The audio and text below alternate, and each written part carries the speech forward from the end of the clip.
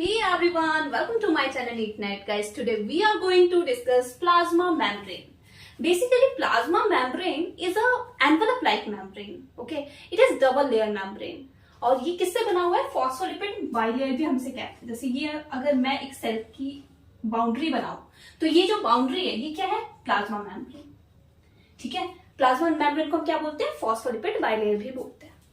ना जो plasma membrane है वो टोटल रिक्वायरमेंट ऑफ सेल. इसका मीनिंग क्या होता है कि if we talking about cell wall, तो सेल वॉल प्लांट में होते हैं लेकिन एनिमल सेल में वो देखने को नहीं मिलते हैं. बट प्लाज्मा मेम्ब्रेन जो है वो टोटल रिक्वायरमेंट ऑफ सेल है. मतलब वो तो हमें नेसेसरी है, मतलब चाहिए ही चाहिए. ठीक है, क्यों? क्योंकि मैंने अभी यहाँ पे बनाया कि ये बाउंड्री है. फॉर एग्जाम्पल मैं अगर किसी घर की बात करूं तो क्या बिना बाउंड्री के आप घर को इमेजिन कर सकते हो? नहीं. ठीक उसी तरह हमारे सेल और जो अंदर रहने वाले ऑर्गेनली है जैसे माइटोकॉन्ड्रिया, एंडोप्लाज्मिक रेटिकुलम, इन सब के लिए हमें क्या चाहिए? इनकी बाउंड्री के लिए हमें क्या इंपॉर्टेंट है? Plasma membrane. वो क्या करेगा? प्लाज्मा मेम्ब्रेन जो है वो सेपरेट करता है सेल के इंटीरियर को सेल के एक्सटीरियर से. मींस जो भी हमारे ऑर्गेनली यहाँ पे प्रेजेंट है, लाइसोसोम हो गया या फिर ये माइटोकॉन्ड्रिया या एंडोप्लाज्मिक रेटिकुलम, ये जो ऑर्गेनली है इसको सेपरेट करके रखता है फ्रॉम सेल एक्सटीरियर एनवायरनमेंट. ठीक है, ये जो प्लाज्मा मेम्ब्रेन होता है ये सिलेक्टिवली परमेबल होता है. मतलब कुछ ही जो सिलेक्टिव सॉल्यूट होते हैं ना वही अंदर आ सकते हैं. ऐसा नहीं है कि ये बाउंड्री से हर कोई एंट्री कर जाए. ठीक है, आप एक गार्ड की तरह इसको समझ सकते हो. ना ये किससे बना हुआ है? It is made up of lipid and protein. Lipid protein से ये जो प्लाज्मा मेम्ब्रेन है ये बना हुआ है. जैसे हम फॉस्फोलिपिड बोलते हैं, ग्लाइकोलिपिड बोलते हैं. ठीक है, वहीं पर अगर हम प्रोटीन की बात करें तो ग्लाइकोप्रोटीन होता है हमारे पास, पेरिफेरल प्रोटीन होता है, इंटीग्रल प्रोटीन होता है. हम सारे ये डिस्कस करेंगे अभी.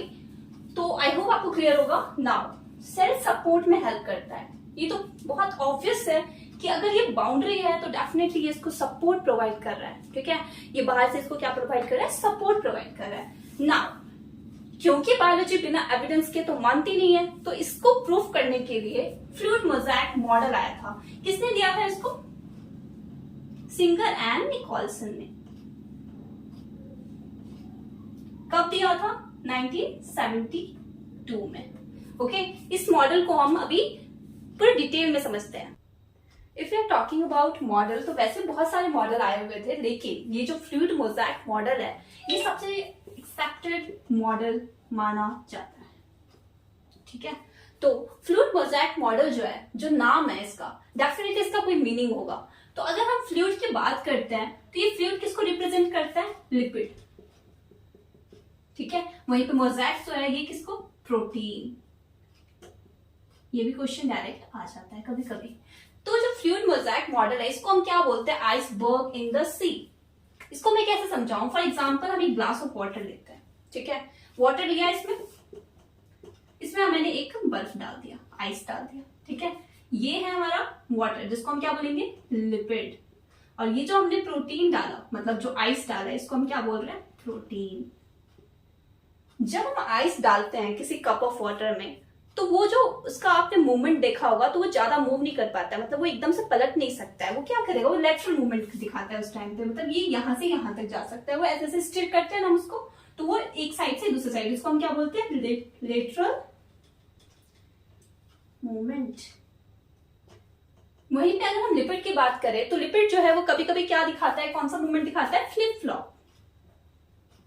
अभी हम स्ट्रक्चर देखेंगे, उसमें हम देखेंगे कि फ्लिप फ्लॉप क्या होता है.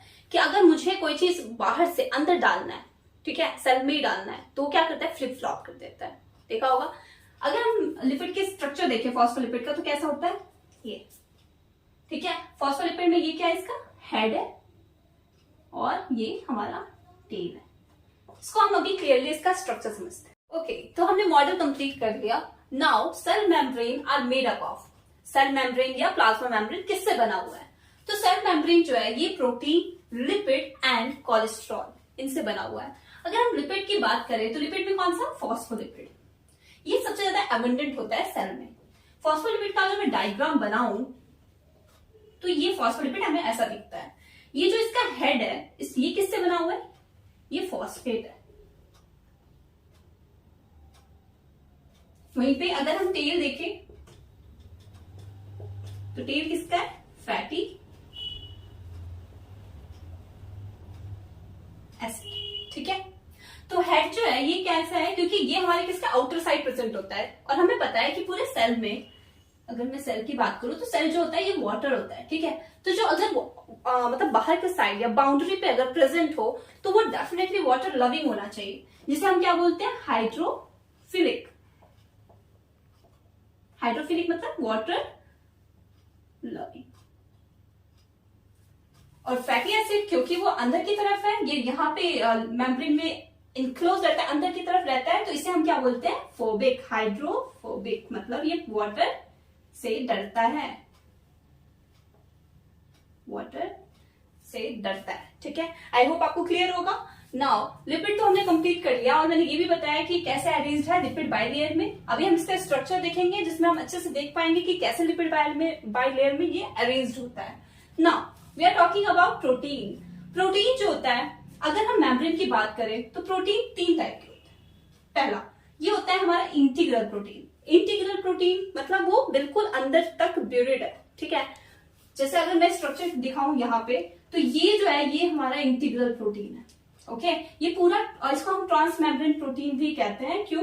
क्योंकि ये पूरा अंदर तक इसके मेम्ब्रेन में ब्यूरी हो रखा है, ये धंसा हुआ है इसमें। ओके, नाउ पेरिफेरल प्रोटीन या पेरिफेरल प्रोटीन जो होता है ये कहाँ होता है? ये आउटर साइड प्रेजेंट होता है यहाँ पे, क्योंकि ये बाहर की तरफ प्रेजेंट है, इसलिए हम इसको बोलते हैं पेरिफेरल। ना ग्लाइकोप्रोटीन जो है, ग्लाइकोप्रोटीन क्या करता है? ये कम्युनिकेशन में हेल्प करता है, मेनली ये कम्युनिकेशन में हेल्प करते हुए दिखता है। अगर हम बात करें कोलेस्ट्रॉल की, तो कोलेस्ट्रॉल क्या करता है? ये रेगुलेट करता है फ्लूइडिटी एंड परमेबिलिटी। फ्लूइड जो है कितना वो फ्लूइड है, मतलब हमें फ्लूइडिटी चाहिए होता है ना उसको मूवमेंट करवाने के लिए, तो वो कौन इसको बैलेंस कर रहा है? कोलेस्ट्रॉल। तो आई होप आपको ये क्लियर होगा। और प्रोटीन में भी आपको मैं ग्लाइकोप्रोटीन जो है वो उसका क्या रोल है? वो सेल को रिकॉग्नाइज करने में हेल्प करता है। ठीक है, तो सेल को रिकॉग्नाइज करने में हेल्प करता है ग्लाइकोप्रोटीन, कम्युनिकेशन में हेल्प करता है पेरिफेरल, और इंटीग्रल जो है, इंटीग्रल क्या करता है? जब हमें सॉल्यूट को ट्रांसपोर्ट करना होता है अक्रॉस द मेम्ब्रेन, देन इसके थ्रू यहां से इजिली ट्रांसपोर्ट हो जाता है। ठीक है, तो ये इसका रोल है। आई होप आपको ये क्लियर होगा कि सेल मेम्ब्रेन किससे बना हुआ है और उनके अपने अपने functions. Thank you so much.